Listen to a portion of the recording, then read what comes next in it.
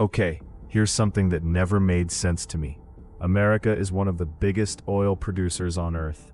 It pumps millions of barrels of oil every single day. So then why does it seem like every major oil crisis around the world somehow becomes America's problem? Why has the US spent decades paying attention to oil fields thousands of miles away? And if America already has so much oil, what exactly is it still looking for? Because once you dig into the history, you realize this story was never really about oil, at least not in the way most people think. Okay, so most people look at this story and think it's pretty straightforward. America needs oil, so America goes after oil. Simple. But here's the part that doesn't really add up. The United States already has a massive amount of oil.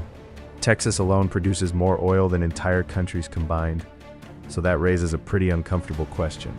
If America can produce so much energy at home, why spend decades focused on oil halfway across the world?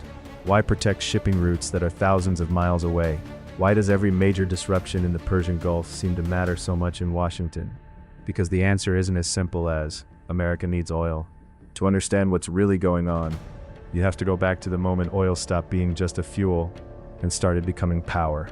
Before oil, coal was basically running the world. Trains ran on it, factories ran on it, entire industries depended on it. But then something changed. Cars started showing up everywhere. Airplanes took off, mass shipping exploded, and oil turned out to be a much better fuel for this new world.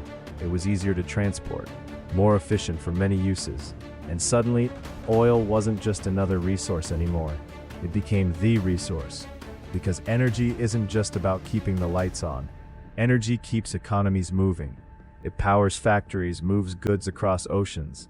And if you're a country, it helps power your military too. Without reliable energy, everything starts slowing down. So nations weren't just competing for territory anymore. They were competing for access to oil.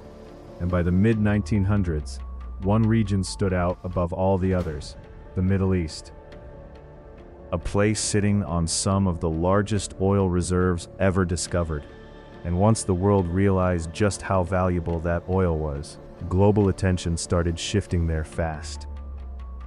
Then came the moment that changed everything.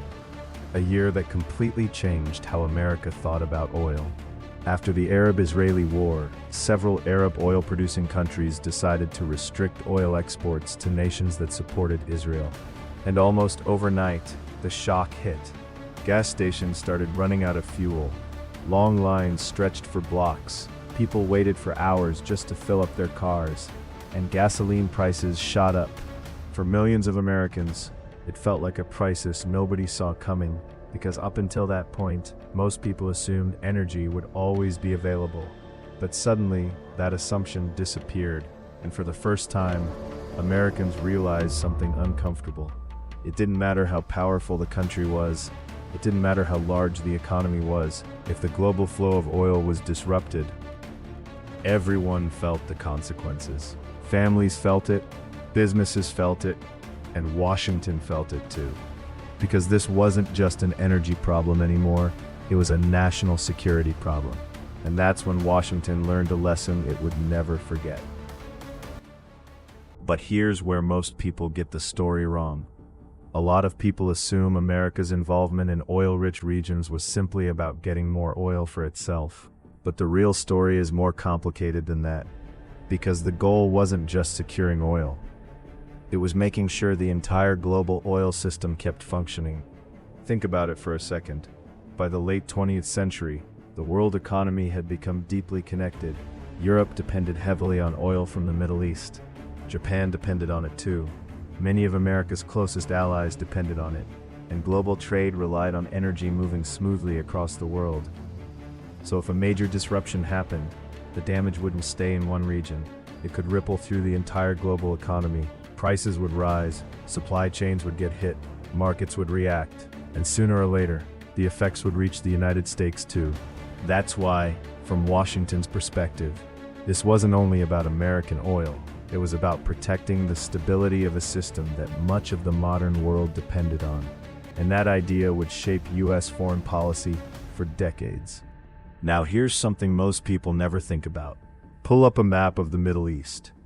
you'll see a narrow waterway called the Strait of Hormuz.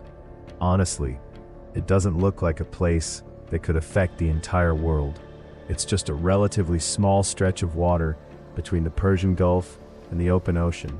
But appearances can be deceiving, because every single day, a massive amount of the world's oil moves through that one narrow passage. Think about that for a second. A significant share of global energy supply is traveling through a route that's only a few miles wide at its narrowest point. That's like the world's economy depending on a single busy highway. And if something happens to that highway, everyone notices. The moment traders think that route could be disrupted, oil prices can jump. Financial markets start reacting. Businesses get nervous. And governments all over the world start paying attention. Because when energy flows smoothly, most people never think about it. But when that flow is threatened, the entire world feels it. And here's the part most people never realize. Today, the United States produces more oil than almost anyone else on Earth. In fact, for years now, America has been one of the world's top oil producers. So you might be thinking, wait a minute, if America produces so much oil, why does it still care so much about what happens overseas? Well, because that's not how the oil market works. Oil isn't sold in isolated national bubbles. It's traded in a global market, and that means prices aren't determined by what's happening in just one country. They're influenced by what's happening everywhere. A conflict in the Middle East, a disruption to shipping routes, a major supply cut from a large producer. Any of those events can send prices higher across the globe. And when prices rise globally, Americans feel it too, at the gas pump. Through higher transportation costs, and eventually through the prices of everyday goods. So even if a barrel of oil is coming from Texas, events thousands of miles away can still affect what Americans pay. And that's the key thing many people miss. The question was never just, does America have enough oil? The bigger question is, can the global oil market stay stable? So, was America's involvement in the Middle East really about oil? Yeah, but not in the way most people think. It was never just about owning oil fields or controlling resources directly. It was about something bigger than that, keeping the global energy system stable. Because once that system breaks, everything else starts to feel it. Prices, markets, economies, even everyday life. Now, whether you agree with that strategy or not, it helps explain why events in one part of the world can suddenly affect people thousands of miles away. But here's the real question. Do you think it was mostly about energy security? Or was there more going on behind the scenes than we fully understand? I'd genuinely like to hear your take on this. Drop it in the comments. And if you found this interesting, like the video, subscribe, and I'll see you in the next one.